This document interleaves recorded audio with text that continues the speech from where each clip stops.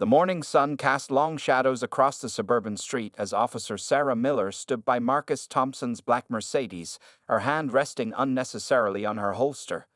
The initial traffic stop was quickly turning into something more hostile, though Thompson hadn't given her any reason for concern.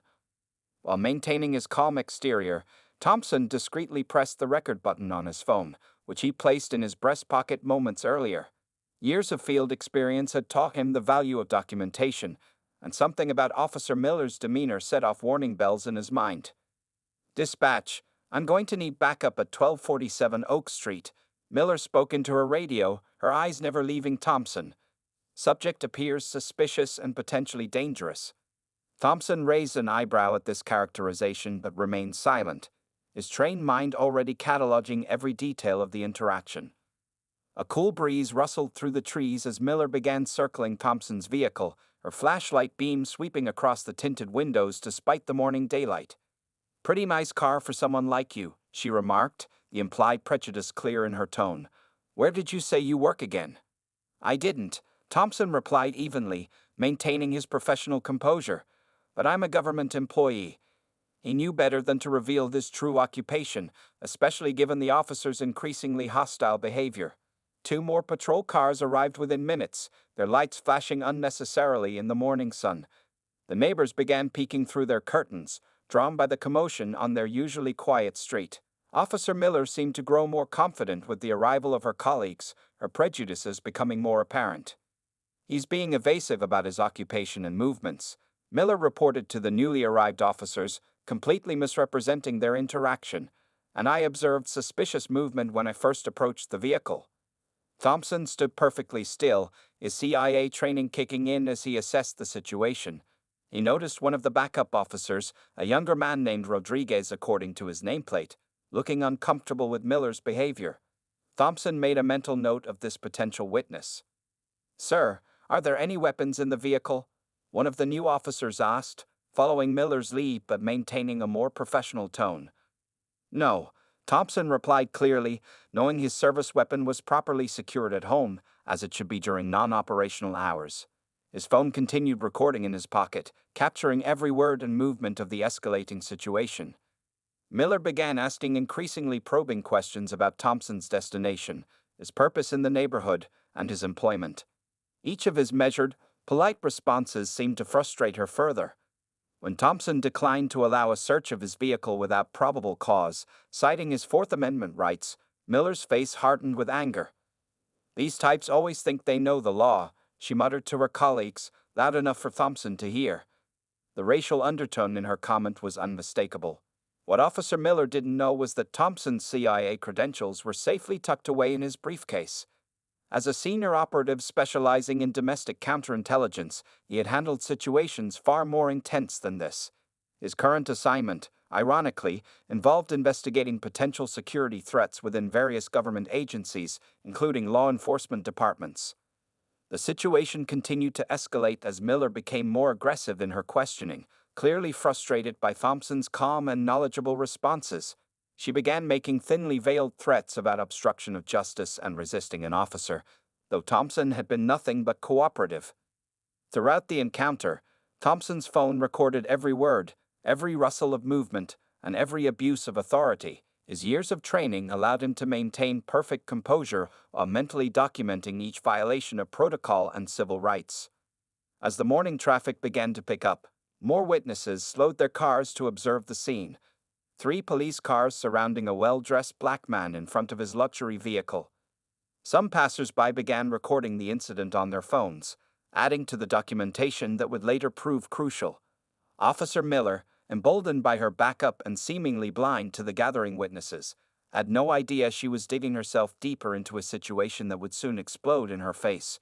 She couldn't have known that her target was not only innocent of any wrongdoing, but was also someone with the power and resources to expose her prejudicial behavior on a national scale. The stage was now set for a confrontation that would have far-reaching consequences for everyone involved, especially Officer Sarah Miller. "I'm going to search this vehicle," Miller announced, her hands still resting on her holster. "I have reasonable suspicion that there may be contraband or weapons present." Thompson spoke clearly and calmly, his voice carrying across the street. Officer Miller, I do not consent to a search of my vehicle. You have not established probable cause, and I am exercising my Fourth Amendment rights. Miller's face twisted with anger at his knowledge of the law. She reached for her body camera and, with a quick movement that didn't escape Thompson's notice, switched it off. The backup officers shifted uncomfortably, especially Officer Rodriguez, who glanced between his superior and Thompson with growing concern. "Step back from the vehicle," Miller barked, her voice rising. "Put your hands where I can see them." Thompson complied, though he knew her commands were unnecessary given his already cooperative stance. His phone continued recording in his breast pocket, capturing every word of the escalating confrontation. "He's reaching," Miller suddenly shouted, though Thompson's hands were clearly raised and stationary. Before the other officers could react, she lunged forward, roughly grabbing Thompson's arm and attempting to spin him around. The gathering crowd gasped. Several more phones came out to record the scene, their owners instinctively knowing they were witnessing something wrong. Officer Rodriguez took a step forward, clearly wanting to intervene but hesitating due to the chain of command. "Stop resisting," Miller yelled, though Thompson was doing nothing of the sort. His CIA training had prepared him for far worse situations, and he maintained his composure, offering no resistance as Miller roughly handcuffed him. "Officer," Thompson said calmly, loud enough for the witnesses to hear, "I want to be clear that I am not resisting. I'm complying with all your commands, and I'm informing you that your actions are being recorded." Miller's face flushed with anger. "Are you threatening me?" she demanded, tightening the handcuffs until they dug painfully into Thompson's wrists. "That's it. You're under arrest for resisting arrest and threatening a police officer."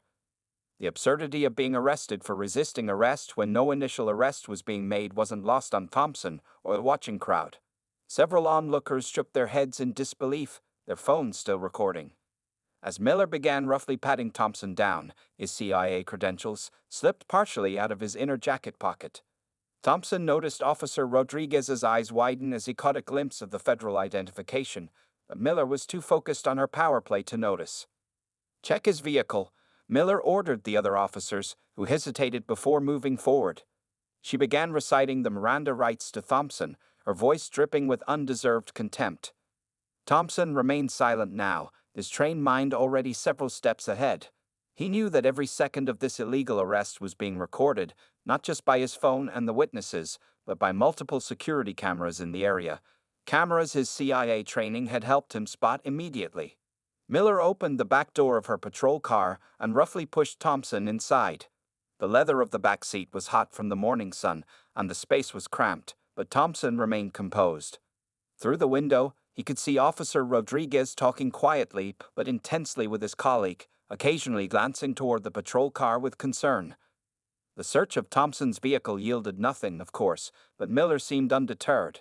She slammed his car door shut and began filling out her arrest report, creating a fictional narrative of resistance and threats that existed only in her mind.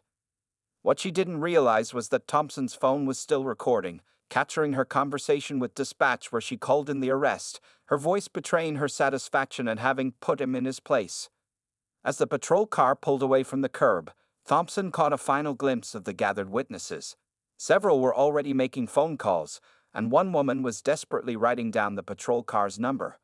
Officer Rodriguez stood apart from his colleagues, his face troubled as he watched the car drive away. Thompson allowed himself a small, knowing smile. In her blind prejudice, Officer Miller had just made the biggest mistake of her career. She had no idea that her victim was not only innocent, but also possessed the means and authority to ensure this incident would have consequences far beyond a simple traffic stop gone wrong. The patrol car turned the corner, heading toward the station where Miller's web of lies would soon begin to unravel spectacularly. At the police station, Officer Sarah Miller sat at her desk, the glow of her computer screen illuminating her face as she began typing her incident report. She paused occasionally, carefully crafting her lies into what she believed would be a believable narrative. The clock on the wall showed 11:30 a.m., just 2 hours after the traffic stop that would soon change her life forever. Miller's report painted a completely false picture of the morning's events. She described Thompson as immediately hostile and uncooperative, though the recordings would later prove he had been nothing but polite and professional. She wrote about furtive movements that never happened and verbal threats that were never made. Officer Rodriguez, who had witnessed the entire incident, walked past her desk and paused briefly, clearly troubled by what he saw on her screen. "Sarah," he said quietly, "are you sure about this report? Because what I saw out there doesn't match what you're writing." Miller looked up at him with cold eyes. "Write your own report, Rodriguez," she snapped. "I know what I saw." Rodriguez shook his head slightly and walked away, making his own mental notes about the situation. As she continued typing, Miller added more fabricated details to strengthen her case. She claimed Thompson had reached toward his waistband in a threatening manner and displayed aggressive body language consistent with potential violent behavior. Each lie built upon the previous one, creating a fantasy scenario that existed only in her prejudiced mind. In another part of the station, the booking officer was processing Thompson's belongings. When he came across the CIA credentials, his eyes widened in surprise. He quickly made a phone call to his supervisor, speaking in hushed tones. This information would soon travel up the chain of command, but Miller remained oblivious to the storm that was brewing. Back at her desk, Miller was putting the finishing touches on her report. She included a section about finding suspicious documents in Thompson's car, though the search had yielded nothing. She detailed a scenario where he had actively resisted being handcuffed, despite multiple witnesses and recordings that would prove otherwise. "Officer Miller," a sergeant called from across the room. "A moment, please." Miller looked up, annoyed at the interruption. "Just finishing my report on the resistance subject from this morning," she replied, saving her document with a satisfied click. The sergeant's face was unreadable as he approached her desk. "We've received some calls about that incident," he said carefully, "including one from a federal agency." Miller's confidence wavered slightly, but she quickly recovered. "Everything's in my report," she said firmly, printing out the document and adding it to Thompson's growing file. The subject was uncooperative and threatening. "I acted according to protocol." Meanwhile, in the property room, Thompson's phone continued its silent recording, capturing conversations between officers about the arrest. Several expressed concern about Miller's version of events, while others discussed the growing number of civilian videos appearing on social media. Miller walked to the break room, pouring herself a cup of coffee with steady hands, unaware that her carefully constructed report would soon become evidence, not against Thompson, but against her. She was confident in her position of authority, believing that her badge would shield her from any consequences. As she sipped her coffee, Internal Affairs was already receiving calls about the incident. Security camera footage from nearby businesses was being collected. Witness statements were being compiled. The truth was gathering like a tidal wave, preparing to wash away her wall of lies. Back at her desk, Miller submitted her final report to the system.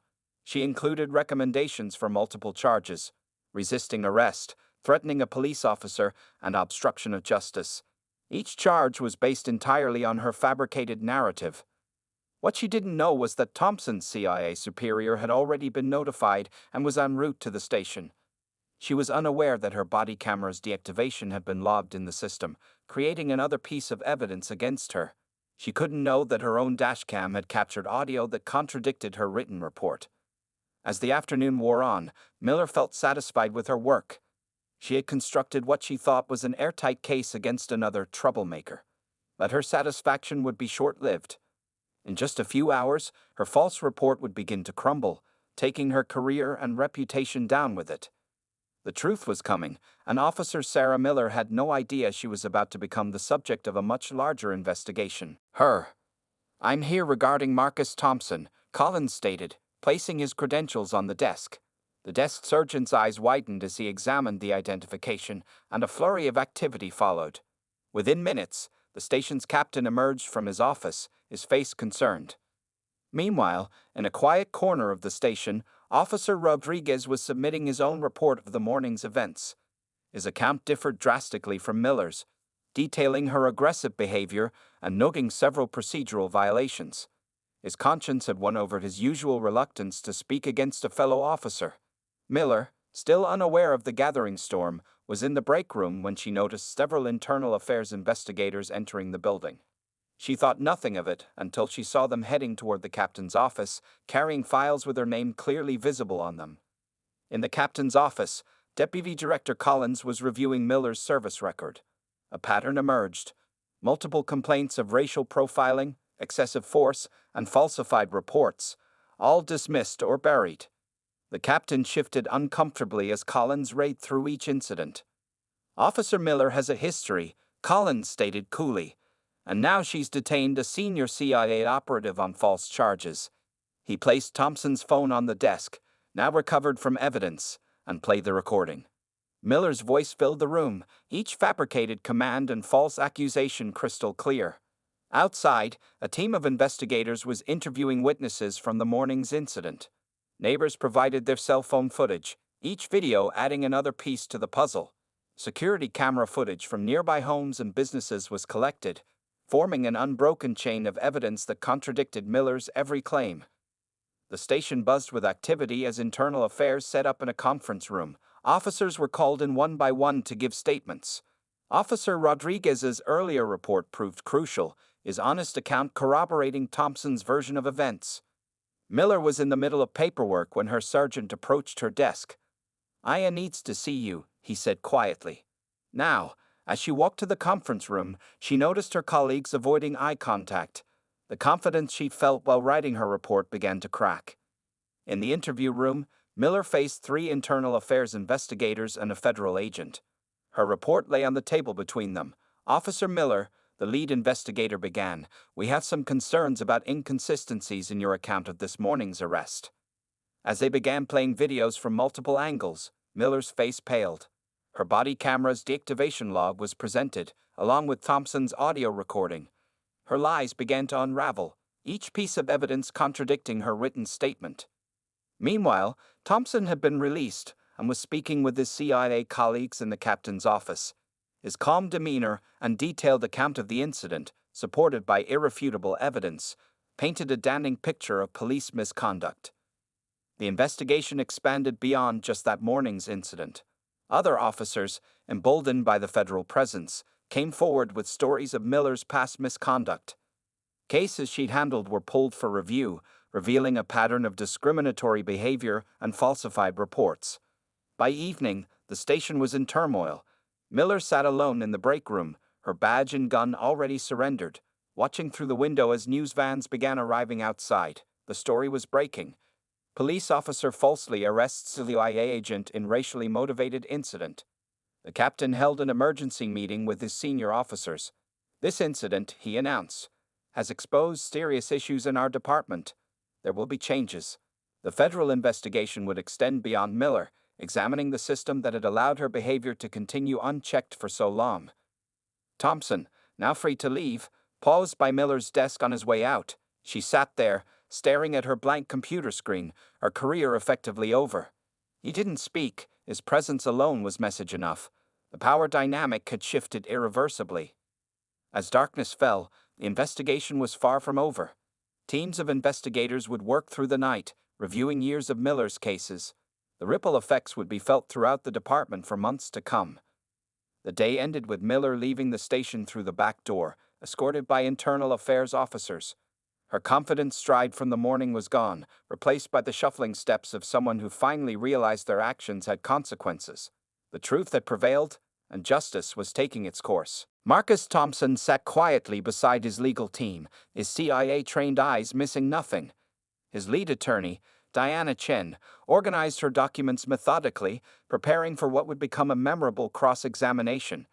Behind them, Deputy Director Collins and several federal agents watched intently. "Officer Miller," the prosecutor began, "please tell the court about your encounter with Mr. Thompson on the morning in question." Miller straightened in her chair, her rehearsed story ready. "I observed Mr. Thompson running a stop sign," she testified confidently. Upon approaching his vehicle, he displayed suspicious and threatening behavior. "I feared for my safety and called for backup." Her voice carried through the silent courtroom, steady and sure. The prosecutor guided her through her version of events. Miller described a fictional scene of defiance and aggression from Thompson, painting herself as a professional officer dealing with a dangerous subject. Some of her fellow officers in the gallery shifted uncomfortably, knowing the truth. "And you say he threatened you?" the prosecutor asked. "Yes," Miller replied, her gaze avoiding Thompson's calm stare. "You made aggressive movements and verbal threats that made me fear for my safety." When the prosecutor finished, Diana Chen rose slowly from the defense table. The room seemed to hold its breath. "Officer Miller," she began, her voice deceptively gentle, "before I begin my questions, I want to confirm. You're testifying under oath that everything you've just told this court is true." "Yes, I am," Miller responded firmly. Chen nodded, then pressed a button on a remote. The large courtroom screen came to life, showing crystal-clear footage from multiple angles of the traffic stop. The color drained from Miller's face as her testimony began to crumble in real time. "Could you point out, Officer Miller, where in this footage Mr. Thompson makes these aggressive movements you described?" Chen asked. The video showed Thompson being nothing but cooperative and professional. Miller's confidence wavered. "The camera angle might not show." "Let's try another angle," Chen interrupted, switching to a different video. "Or perhaps this one." Another angle appeared. Or maybe Marcus Thompson sat quietly beside his legal team, his CIA-trained eyes missing nothing. His lead attorney, Diana Chen, organized her documents methodically, preparing for what would become a memorable cross-examination. Behind them, Deputy Director Collins and several federal agents watched intently. "Officer Miller," the prosecutor began, "please tell the court about your encounter with Mr. Thompson on the morning in question." Miller straightened in her chair, her rehearsed story ready. "I observed Mr. Thompson running a stop sign," she testified confidently. "Upon approaching his vehicle, he displayed suspicious and threatening behavior. I feared for my safety and called for backup." Her voice carried through the silent courtroom, steady and sure. The prosecutor guided her through her version of events. Miller described a fictional scene of defiance and aggression from Thompson, painting herself as a professional officer dealing with a dangerous subject. Some of her fellow officers in the gallery shifted uncomfortably, knowing the truth. "And you say he threatened you?" the prosecutor asked. "Yes," Miller replied, her gaze avoiding Thompson's calm stare. "He made aggressive movements and verbal threats that made me fear for my safety." When the prosecutor finished, Diana Chen rose slowly from the defense table. The room seemed to hold its breath. "Officer Miller," she began, her voice deceptively gentle, "before I begin my questions, I want to confirm. You're testifying under oath that everything you just told this court is true." "Yes, I am," Miller responded firmly. Chen nodded, then pressed a button on her remote. The large courtroom screen came to life, showing crystal-clear footage from multiple angles of the traffic stop. The color drained from Miller's face as her testimony began to crumble in real time. "Could you point out, Officer Miller, where in this footage Mr. Thompson makes these aggressive movements you described?" Chen asked. The video showed Thompson being nothing but cooperative and professional. Miller's confidence wavered. "The camera angle might not show." "Let's try another angle," Chen interrupted, switching to a different video. "Or perhaps this one." Another angle appeared. Or maybe this security footage from the house across the street. The courtroom remained silent as video after video contradicted Miller's testimony. Her lies were being systematically dismantled in front of dozens of witnesses. "Now, Officer Miller," Chen continued, picking up a document, "I'd like to introduce into evidence Exhibit C." She handed it to the bailiff. "This is Mr. Thompson's official CIA credentials, confirming his position as a senior operations officer with 15 years of service." Murmurs filled the courtroom. Miller's face paled further as she realized the magnitude of her mistake. "And this," Chen continued, holding up a flash drive, "contains the complete audio recording from Mr. Thompson's phone, including your conversations with dispatch where you—" She paused, consulting her notes, and I quote, "promised to teach him his place." The judge leaned forward, his expression severe. Miller's hands began to tremble slightly as her carefully constructed narrative collapsed around her. "Your Honor," Chen addressed the court, "we have additional evidence, including testimony from Officer Rodriguez, security camera footage from 6 different angles, 17 civilian witnesses, and Mr. Thompson's own impeccable service record." Miller's own attorney looked defeated as Chen methodically presented each piece of evidence. The truth emerged with devastating clarity. A racist officer had profiled, harassed, and falsely arrested a high-ranking federal agent, then lied about it under oath. Officer Miller, Chen asked finally, would you like to revise your testimony? The courtroom waited. Miller stared at her hands, her career and freedom hanging by a thread. She began, her voice barely audible. Perhaps, Chen suggested, you'd like to explain to the court why your body camera was deactivated during key moments of the encounter, or why your incident report contradicts all available evidence. Miller's silence spoke volumes. The judge's gavel cracked through the tension, calling for a brief recess. As the court cleared, Miller remained on the stand, the weight of her actions finally visible in her slumped shoulders. Thompson watched quietly as Miller was led away by court officers. His mission had always involved protecting America, and today, by exposing this abuse of power, he was doing exactly that. The system that had protected Miller's behavior for years was finally facing its own day of reckoning. The truth had emerged, not just about one traffic stop, but about the larger issues of power, prejudice, and accountability in law enforcement. Your Honor, Chen began, I would like to present evidence regarding Mr. Thompson's actual position and responsibilities. She motioned to Deputy Director Collins, who approached the bench with a sealed envelope. The judge examined the documents inside, his eyebrows rising slightly. Proceed, Counselor, he said, his voice carrying a new note of gravity. Marcus Thompson, Chen announced to the court, is not merely a CIA officer. He is the head of a specialized division investigating corruption and civil rights violations within domestic law enforcement agencies. A wave of whispers swept through the courtroom. Miller, still on the witness stand, seemed to shrink in her seat as Chen continued. At the time of his unlawful arrest, Mr. Thompson was actively conducting an authorized investigation into patterns of racial profiling and misconduct in several police departments across the state. The revelation hit like a thunderbolt. Several police officers in the gallery exchanged worried glances. Thompson sat calmly, his trained composure unwavering as his true role came to light. Chen approached the evidence table, lifting a thick binder. This contains Mr. Thompson's service record, including commendations from 3 presidents and multiple successful operations protecting our nation's security. She placed it before the judge. His security clearance is higher than anyone else in this building. The prosecutor, realizing the gravity of the situation, looked increasingly uncomfortable. Miller's false arrest hadn't just targeted an innocent citizen, she had interfered with a federal investigation. Furthermore, Chen continued, displaying a series of photographs on the courtroom screen. These images show Officer Miller's previous encounters with minorities, documented by our investigation team over the past 6 months. The pictures revealed a clear pattern of discriminatory behavior. Thompson's team had been watching Miller long before she made the fatal mistake of pulling him over. Each incident was meticulously documented, building a compelling case of systematic abuse of power. Deputy Director Collins took the stand next. Mr. Thompson's assignment, he testified, was part of a larger federal initiative to identify and address systemic discrimination in law enforcement. Officer Miller's actions that morning provided irrefutable evidence of exactly the kind of behavior we're working to eliminate. The courtroom fell silent as Collins described Thompson's distinguished career. His missions had protected American interests across the globe, and now he was fighting corruption at home. The contrast between his service record and Miller's fabricated accusations couldn't have been starker. Miller's attorney attempted to do damage control, but each question only revealed more damning evidence.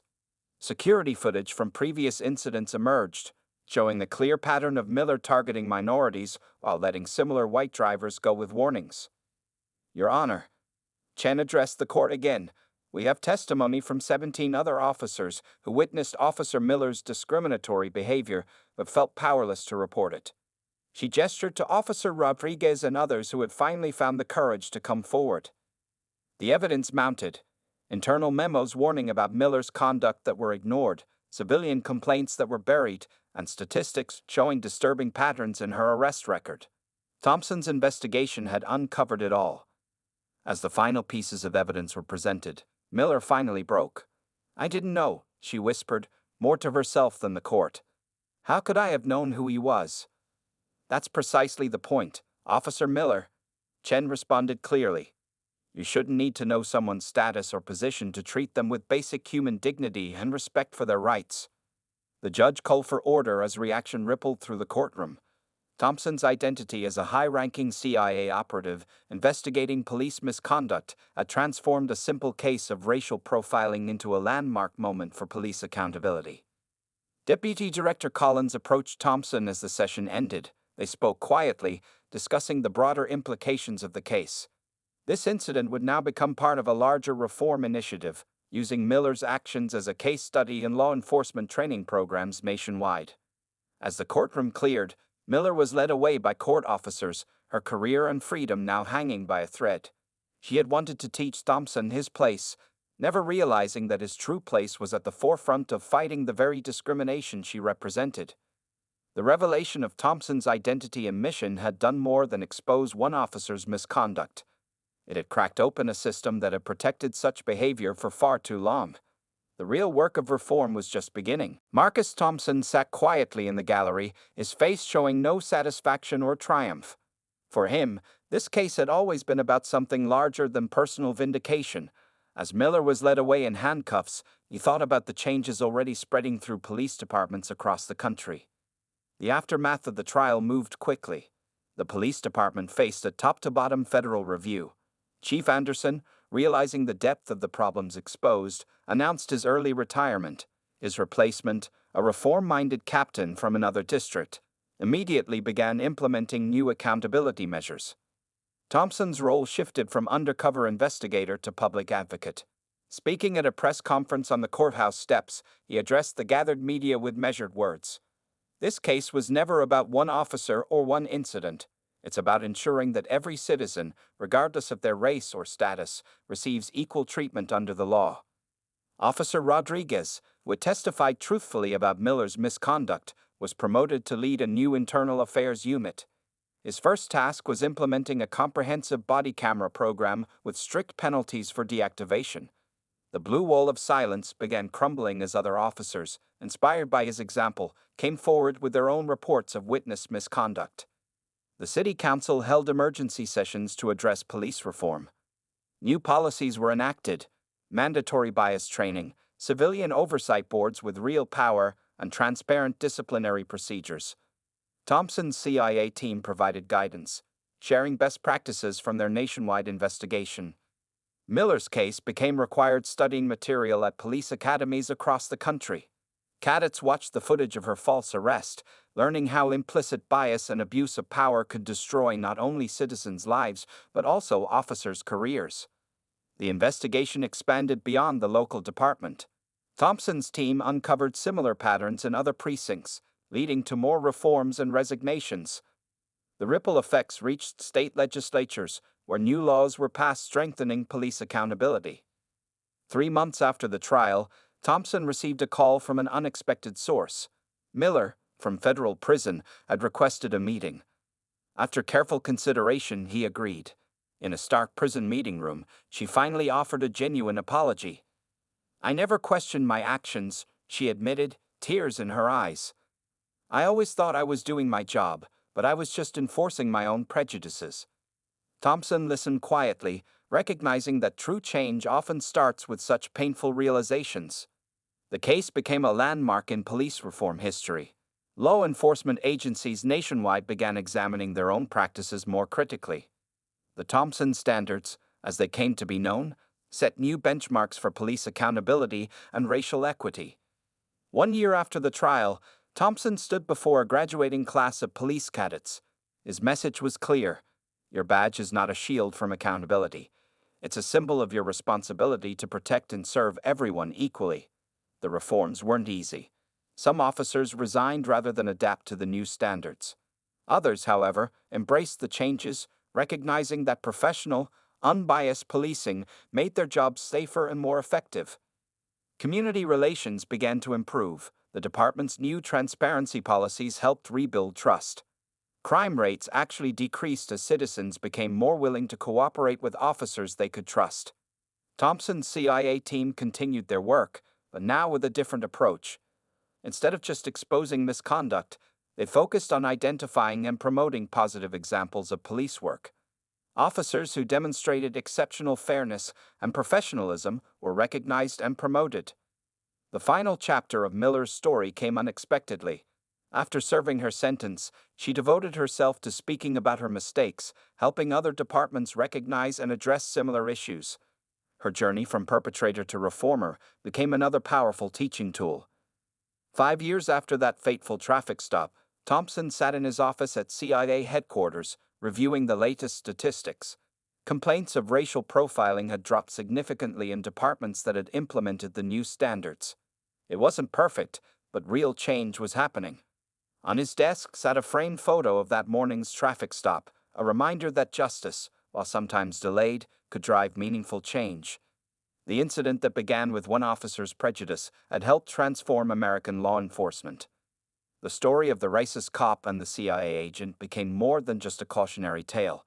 It became a catalyst for lasting reform, proving that true justice serves not just to punish wrongdoing, but to prevent it from happening again.